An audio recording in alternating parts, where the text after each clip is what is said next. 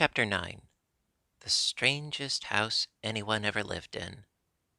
It was the sweetest, most mysterious-looking place anyone could imagine. The high walls which shut it in were covered with the leafless stems of climbing roses which were so thick that they were matted together.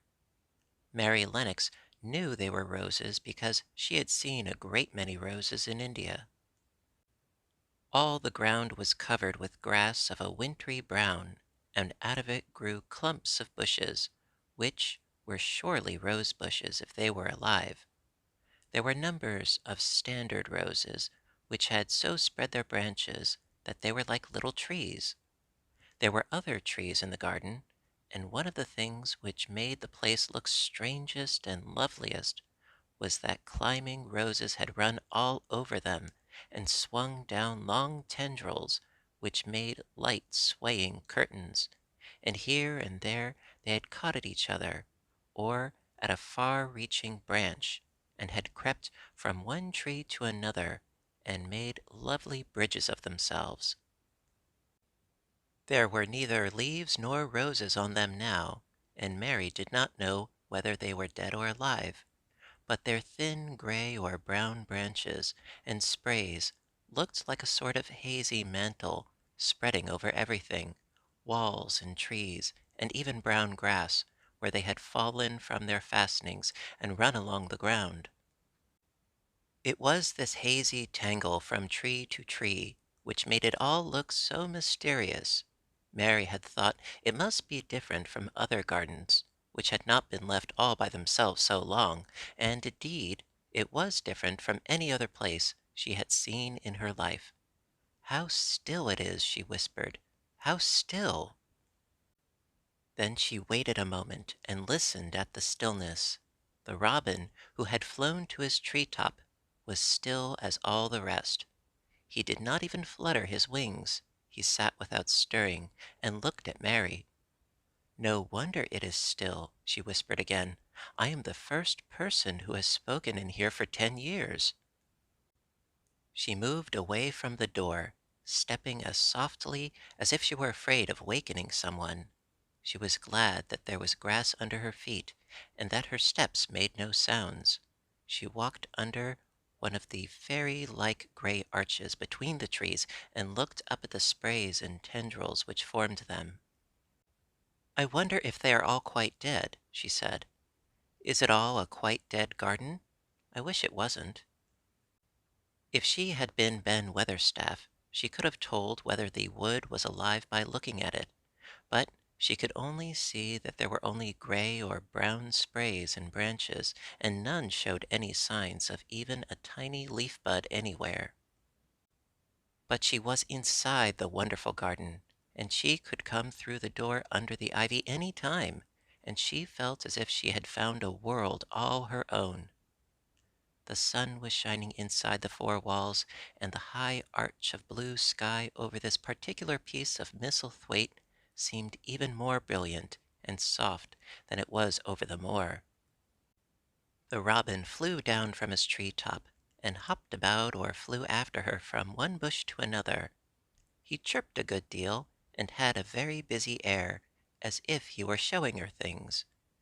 Everything was strange and silent, and she seemed to be hundreds of miles away from anyone, but somehow she did not feel lonely at all.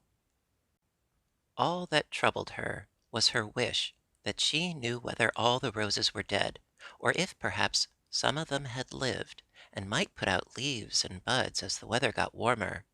She did not want it to be a quite dead garden. If it were a quite alive garden, how wonderful it would be, and what thousands of roses would grow on every side. Her skipping rope had hung over her arm when she came in, and after she had walked about for a while, she thought she would skip round the whole garden, stopping when she wanted to look at things. There seemed to have been grass paths here and there, and in one or two corners there were alcoves of evergreen with stone seats or tall moss-covered flower urns in them. As she came near the second of these alcoves, she stopped skipping. There had once been a flower bed in it, and she thought she saw something sticking out of the black earth, some sharp little pale green points. She remembered what Ben Weatherstaff had said, and she knelt down to look at them. Yes, they are tiny growing things, and they might be crocuses or snowdrops or daffodils, she whispered. She bent very close to them and sniffed the fresh scent of the damp earth. She liked it very much. Perhaps there are some other ones coming up in other places, she said. I will go all over the garden and look. She did not skip, but walked. She went slowly and kept her eyes on the ground.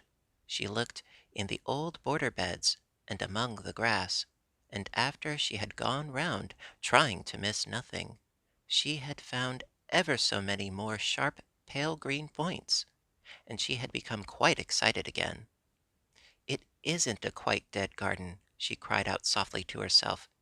Even if the roses are dead, there are other things alive.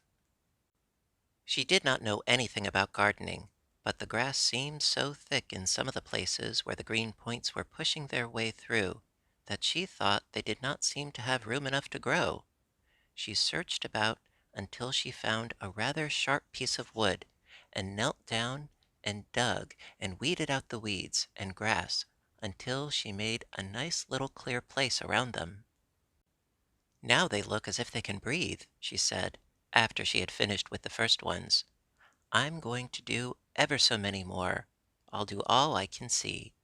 If I haven't time today, I can come tomorrow. She went from place to place and dug and weeded and enjoyed herself so immensely that she was led on from bed to bed and into the grass under the trees. The exercise made her so warm that first she threw off her coat, and then her hat, and without knowing it, she was smiling down onto the grass and the pale green points all the time. The robin was tremendously busy. He was very much pleased to see gardening begun on his own estate. He had often wondered at Ben Weatherstaff. Where gardening is done, all sorts of delightful things to eat are turned up with the soil. Now here was this new kind of creature, who was not half Ben's size, and yet had had the sense to come into his garden and begin at once. Mistress Mary worked in her garden until it was time to go to her midday dinner.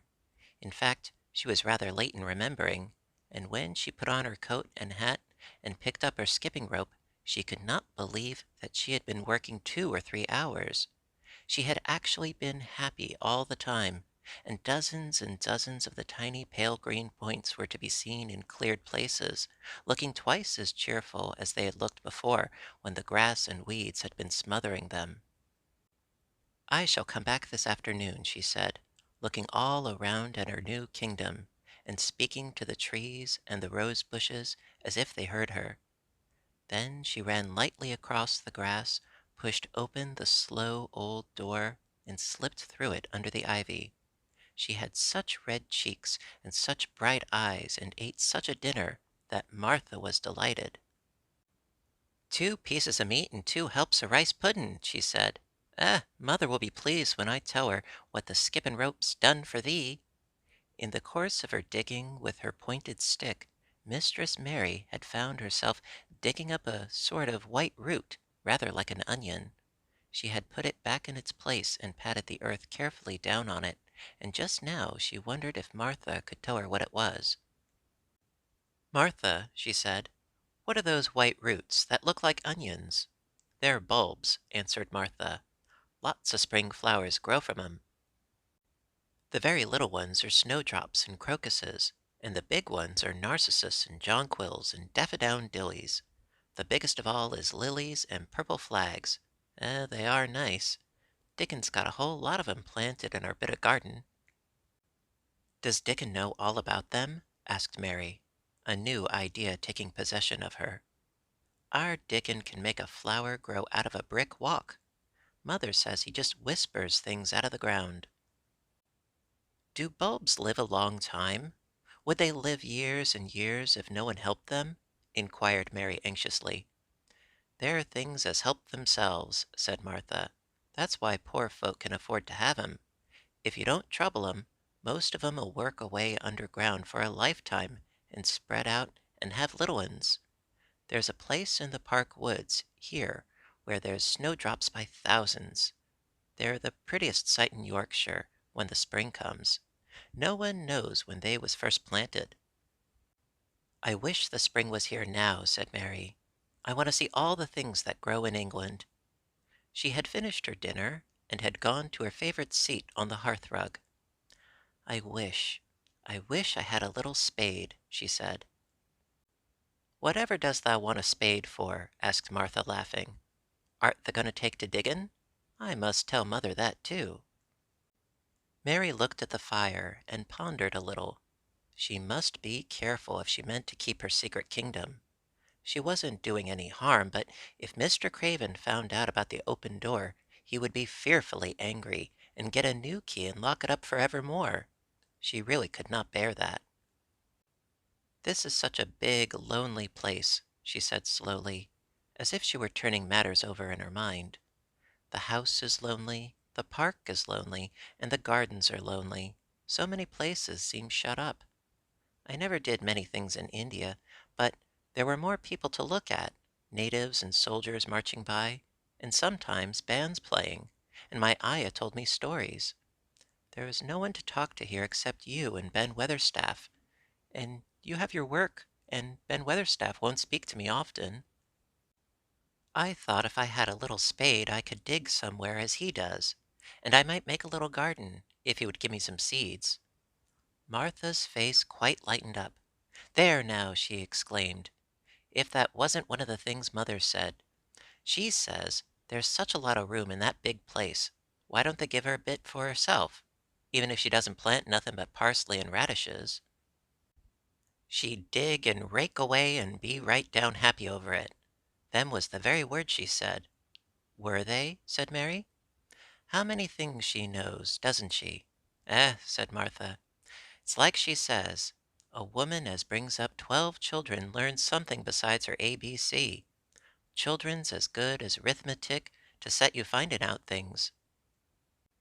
"How much would a spade cost? A little one?" Mary asked. "Well," was Martha's reflective answer, "at Thwaite Village there's a shop or so, and I saw little garden sets, with a spade and a rake and a fork, all tied together for 2 shillings. And they was stout enough to work with, too." "I've got more than that in my purse," said Mary. "Mrs. Morrison gave me 5 shillings, and Mrs. Medlock gave me some money from Mr. Craven." "Did he remember thee that much?" exclaimed Martha. "Mrs. Medlock said I was to have a shilling a week to spend. She gives me one every Saturday. I didn't know what to spend it on." "My word, that's riches!" said Martha. "That can buy anything in the world that wants. The rent of our cottage is only 1 and 3 pence, and it's like pulling eye teeth to get it. Now I've just thought of something," putting her hands on her hips. "What?" said Mary eagerly. "In the shop at Thwaite they sell packages of flower seeds for a penny each, and our Dickon he knows which is the prettiest ones and how to make 'em grow. He walks over to Thwaite many a day just for the fun of it. Does thou know how to print letters?" suddenly. "I know how to write," Mary answered. Martha shook her head. "Our Dickon can only read printin'. If thou could print, we could write a letter to him, and ask him to go and buy the garden tools and the seeds at the same time." "Oh, you're a good girl!" Mary cried. "You are, really. I didn't know you were so nice. I know I can print letters if I try. Let's ask Mrs. Medlock for a pen and ink and some paper." "I've got my own," said Martha. "I bought 'em so I could print a bit of a letter to mother of a Sunday. I'll go and get it." She ran out of the room, and Mary stood by the fire and twisted her thin little hands together with sheer pleasure. "If I have a spade," she whispered, "I can make the earth nice and soft and dig up weeds. If I have seeds, I can make flowers grow. The garden won't be dead at all. It will come alive." She did not go out again that afternoon because when Martha returned with her pen and ink and paper, she was obliged to clear the table and carry the plates and dishes downstairs. And when she got into the kitchen, Mrs. Medlock was there and told her to do something. So Mary waited for what seemed to her a long time before she came back. Then it was a serious piece of work to write to Dickon. Mary had been taught very little because her governess had disliked her too much to stay with her. She could not spell particularly well, but she found that she could print letters when she tried. This was the letter Martha dictated to her. My dear Dickon, this comes hoping to find you well as it leaves me at present. Miss Mary has plenty of money, and will you go to Thwaite to buy her some flower seeds and a set of garden tools to make a flower bed. Pick the prettiest ones and easy to grow because she has never done it before and lived in India, which is different. Give my love to mother and every one of you. Miss Mary is going to tell me a lot more so that on my next day out you can hear about elephants and camels and gentlemen going hunting lions and tigers. Your loving sister, Martha Phoebe Sowerby. We'll put the money in the envelope, and I'll get the butcher's boy to take it in his cart. He's a great friend of Dickens, said Martha. How shall I get the things when Dickon buys them? Asked Mary. He'll bring 'em to you himself. He'll like to walk over this way. Oh, exclaimed Mary, then I shall see him. I never thought I should see Dickon. Does thou want to see him? Asked Martha suddenly. She had looked so pleased. Yes, I do. I never saw a boy foxes and crows loved. I want to see him very much. Martha gave a little start, as if she suddenly remembered something. Now to think, she broke out, to think o' me forgetting that there. And I thought I was going to tell you first thing this morning. I asked mother, and she said she'd ask Mrs. Medlock her own self. Do you mean, Mary began, what I said Tuesday? Ask her if you might be driving over to our cottage some day, and have a bit of mother's hot oat cake and butter and a glass of milk. It seemed as if all the interesting things were happening in one day. To think of going over the moor in the daylight and when the sky was blue. To think of going into the cottage which held 12 children. Does she think Mrs. Medlock would let me go? She asked quite anxiously. Aye, she thinks she would. She knows what a tidy woman mother is, and how clean she keeps the cottage. If I went, I should see your mother as well as Dickon, said Mary, thinking it over and liking the idea very much. She doesn't seem to be like the mothers in India. Her work in the garden and the excitement of the afternoon ended by making her feel quiet and thoughtful. Martha stayed with her until tea time, but they sat in comfortable quiet and talked very little. But just before Martha went downstairs for the tea tray, Mary asked a question. Martha, she said, has the scullery maid had the toothache again today? Martha certainly started slightly. What makes thee ask that? She said. Because when I waited so long for you to come back, I opened the door and walked down the corridor to see if you were coming, and I heard that far off crying again, just as we heard it the other night. There isn't a wind today, so you see it couldn't have been the wind. Said Martha restlessly. Thou mustn't go walking about in corridors and listening. Mr. Craven would be that there angry there's no knowing what he'd do. I wasn't listening, said Mary. I was just waiting for you, and I heard it. That's 3 times. My word, there's Mrs. Medlock's bell, said Martha, and she almost ran out of the room. It's the strangest house anyone ever lived in, said Mary drowsily, as she dropped her head on the cushioned seat of the armchair near her. Fresh air and digging and skipping rope had made her feel so comfortably tired that she fell asleep.